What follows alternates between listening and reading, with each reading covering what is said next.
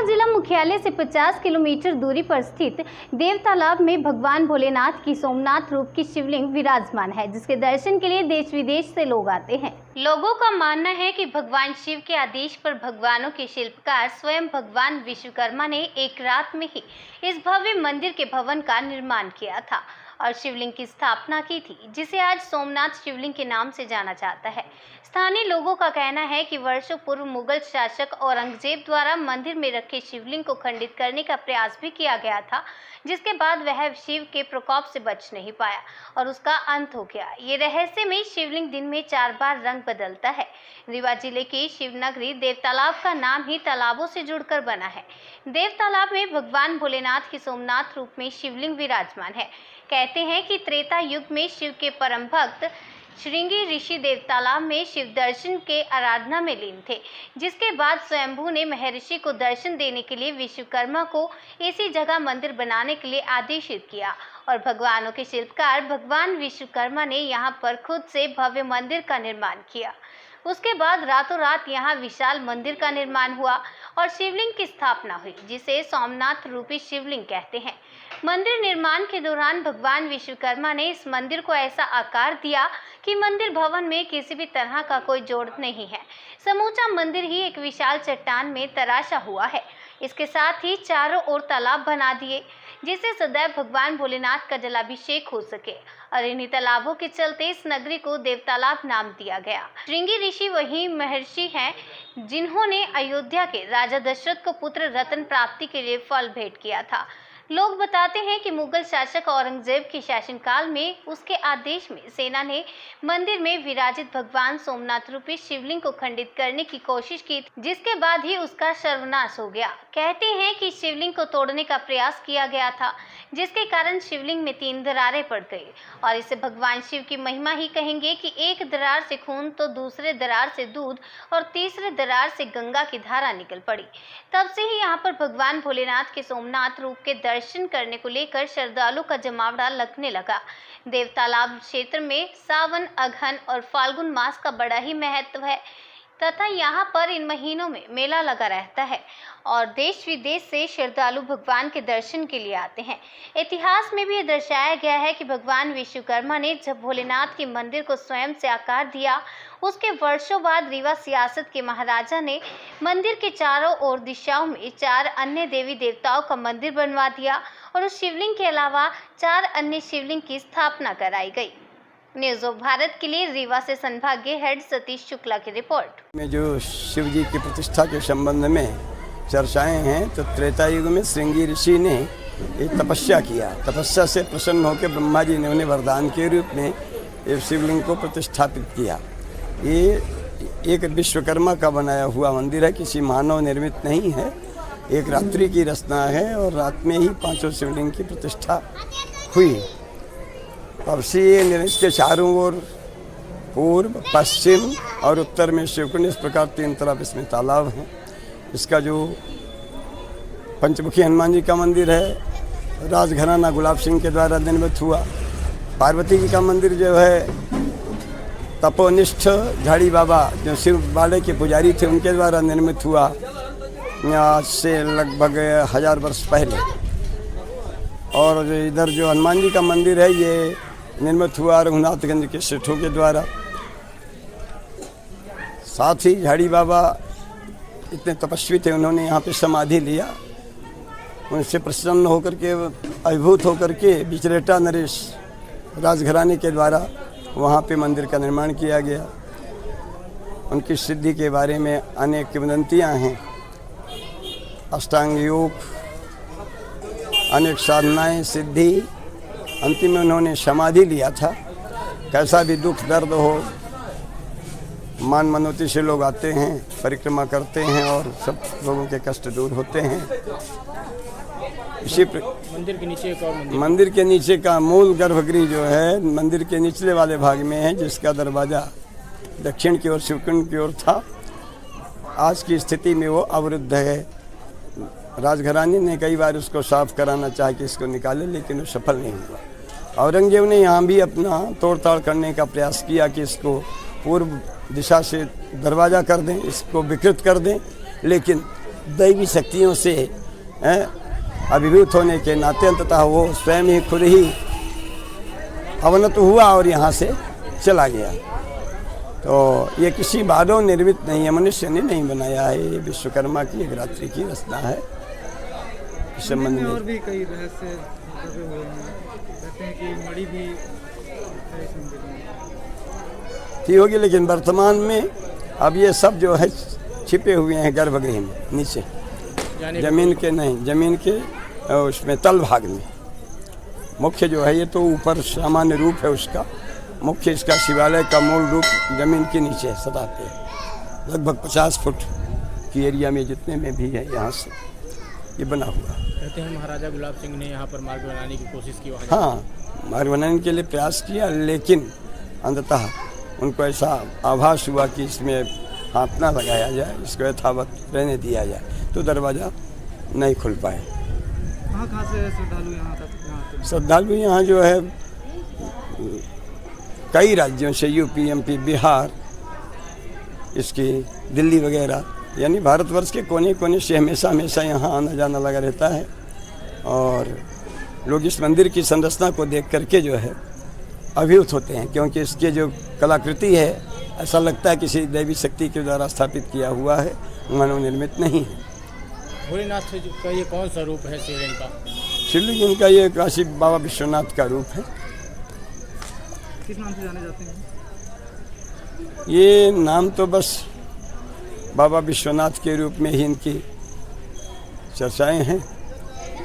शिवालय में, शिव पुराण में ये उपलिंग के रूप में वर्णित है। बिंदु में जितने भी उपलिंग हैं 12 ज्योतिर्लिंग के अलावा, उसमें इनकी भी गणना है। कोई इनका जाप हो जो आप इनके यहाँ हमेशा जो है मृत्युंजय वगैरह, शिव शताक्षरी, सहस्त्राक्षरी, शिव सहस्रनाम इत्यादि के जो भी जो जप हैं, पाठ हैं इत्यादि सतत चलते रहते हैं। आचार्यगण निरंतर अपना यहाँ पे अनुष्ठान में रत रहते हैं। कहते हैं चारों धाम से होने के बाद, हाँ, चारों धाम की यात्रा करने के बाद लोग यहाँ जल चढ़ाने आते हैं, और जल चढ़ाने के बाद ही अपनी यात्रा को पूर्ण मानते हैं कि हमारा सफल हुआ। देव तालाब में 84 से 87 तक व्याख्याता था, और 96 से 3 तक यानी 2003 तक प्राचार्य था। नित्य मंदिर में दर्शन करने भी जाता था। तो वहाँ के विषय में जो भी जानकारी हुई है, और मुख्य रूप से हमारे गुरु जगदीश शास्त्री द्वारा विरचित श्री देव तालाब महात्म्य से जो कुछ मालूम हुआ है वो मैं आपसे साझा कर रहा हूँ। ये देव तालाब का मंदिर अति प्राचीन है। श्रृंगी ऋषि, जिनका आपने नाम सुना होगा, दशरथ जी के यहाँ पुत्रेष्ठ ही यज्ञ कराए थे, वही श्रृंगी ऋषि एक बार भ्रमण करते हुए अविंध्य अंचल में आए, और उन्होंने इस स्थान को देखा। 5 कोस तक की यहाँ की भूमि वन, लता, गुल्म, जंगल, तालाब इससे सुशोभित थी। इनका मन हुआ कि यहाँ तपस्या करें। तपस्या करते करते उनका ध्यान शिव की ओर गया, और उन्होंने शिव की एक मूर्ति 5 अंगुल परिमित बना करके और उसकी पार्थिव पूजा की। पार्थिव पूजा से शिव प्रसन्न हुए। उन्होंने उनको साक्षात दर्शन किया और चाहा कि कुछ वर मांगें। उन्होंने कहा कि प्रभु, हमको और कोई आवश्यकता नहीं, हम ये चाहते हैं कि आप यहाँ पर निवास करें और यहाँ के इर्द गिर्द तमाम गाँवों के निवासियों और इस स्थान को आप पवित्र करें और इनका लोक कल्याण करें। शिव अंतर्ध्यान हो गए और उन्होंने कहा कि हम आते हैं, आप तपस्या में लगे रहो। वे समाधि में लीन हो गए। समाधि टूटने पर देखते हैं कि वो 5 अंगुल का जो शिवलिंग था वो 12 अंगुल का हो गया, और उसके चतुर्दिक मंदिर बन गया। तब भगवान शिव फिर प्रकट हुए, उन्होंने बतलाया कि ये शिव मंदिर हमने विश्वकर्मा से कह करके बनवाया है। तब श्रृंगी ऋषि बड़े प्रसन्न हुए और भगवान शंकर ने ही ये बतलाया कि ये शिवलिंग सोमनाथ नाम से अभिहित होगा, और चूँकि ये तुम्हारी तपस्या के कारण आया है, आविर्भूत हुआ है, इसलिए इसका अपर नाम श्रृंगीश्वर भी हो गया, श्रृंगीश्वर होगा। श्रृंगीश्वर तो वो श्रृंगीश्वर हैं और सोमनाथ हैं। वहाँ मंदिर को आप देख ही आए हैं या देखते हैं कि पत्थर के ऊपर पत्थर, पत्थर के ऊपर पत्थर रखे हैं, कहीं कोई चूना गारा नहीं है। और जो वो बड़ा पत्थर ऊपर रखा हुआ है, नीचे भी एक पत्थर जिसको देव तालाब का गगरा कहते हैं, लोग शक्ति प्रदर्शन के लिए उसको उठाते हैं। आश्चर्य तो ये लगता है कि वो गगरानुमा जो बहुत बड़ा पत्थर, गोला पत्थर है, वो ऊपर कंगूरे पर यानी शिखर पर कैसे पहुंचा होगा। तो ये मंदिर जो है, इसकी कलाकृति कहते तो ये है कि उस समय की जो गुप्त साम्राज्य, उस समय जो मंदिर बने हैं उनमें ये कलाकृति थी। बहरहाल ये देव तालाब का मंदिर जब बना, उसके साथ ही वृषिंगपुर का और सोमनाथ का मंदिर बना। ये तीनों भाई भाई माने जाते हैं और इसमें देव तालाब के शंकर जी को ज्येष्ठ भ्राता माना जाता है। इसलिए जब कोई वैद्यनाथ धाम का दर्शन करते हैं या रामेश्वरम जाते हैं तो जल ले आकर के सबसे पहले देव तालाब में ही चढ़ाते हैं और रोट इत्यादि चढ़ा करके पूजन करते हैं। तो ये श्रृंगी ऋषि की दशरथ जी के यहाँ यज्ञ कराए थे, निश्चित रूप से वे त्रेता युग में थे। तो इससे सिद्ध होता है कि ये मंदिर त्रेता युग का बना हुआ है और श्रृंगी ऋषि की कृपा से, श्रृंगी ऋषि की तपस्या से ये यहाँ पर बना।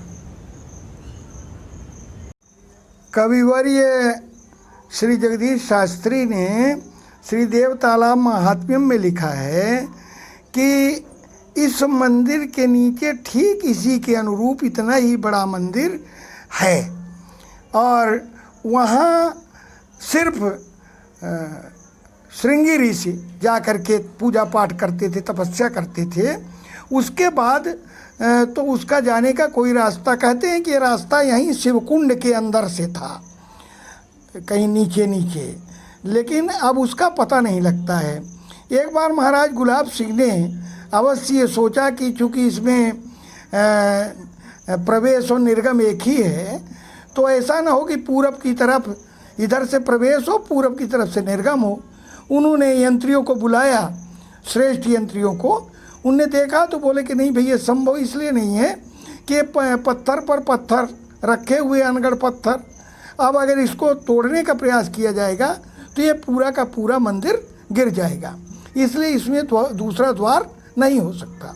लेकिन मज़े की बात देखिए कि इतना बड़ा जनसमूह एक ही प्रवेश द्वार से ही, एक ही प्रवेश और निर्गम से जाता है, लौटता है, लेकिन आज तक किसी को कोई भी खतरा नहीं हुआ। सभी लोग बड़े आनंद से जा कर के शंकर जी को जल चढ़ाते हैं और वापस आते हैं।